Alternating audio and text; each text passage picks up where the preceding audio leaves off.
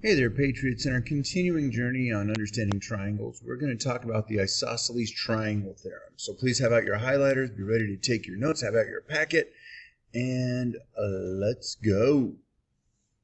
So to understand the Isosceles Triangle Theorem, we first need to understand the parts of an isosceles triangle.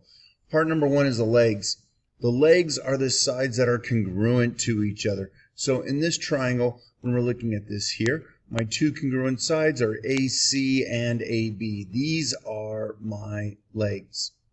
The base of my isosceles triangle is the side that is not congruent. So that's going to be CB. CB is not marked congruent to the other side, so it is called a base.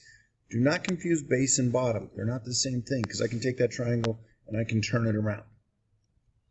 Triangles have angles. The base angles are the two angles that touch the base. So here's my base. These two angles are my base angles because they both touch the base. The vertex is the angle between the two legs. So if you say here are our legs, the vertex is the angle between those. So angle A is my vertex. So the isosceles triangle theorem states, if a triangle is isosceles, then the base angles are congruent. It actually says then the angles opposite the congruent sides are congruent, but let's just tighten it up a little bit.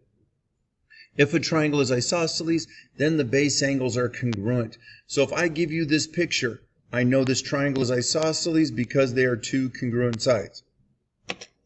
There's are my legs. This side at the bottom has to be the base. So the two angles that touch the base have to be the same. Notice they didn't tell that to me. I figured it out. So they didn't tell me. I figured it out. So the converse of that is also true. I can flip it around, which says if I give you two congruent angles, then the sides opposite those angles are also congruent. They'll be the legs. If I give you base angles, the legs have to be congruent. So those two angles both touch the base. That's the one side they both touch. There's my base. That means these other sides are the legs.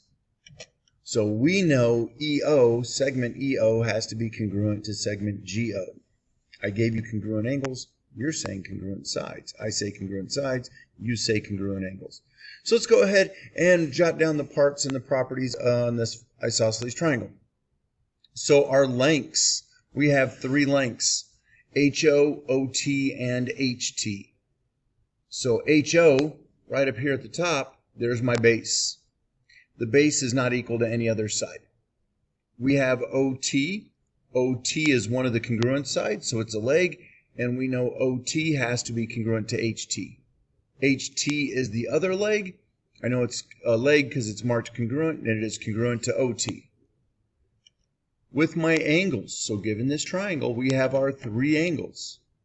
The two angles that touch the non-congruent side, the base, have to be congruent to each other. H and O are my base angles. Both of them touch the base. T is my vertex because it is not touching the other two.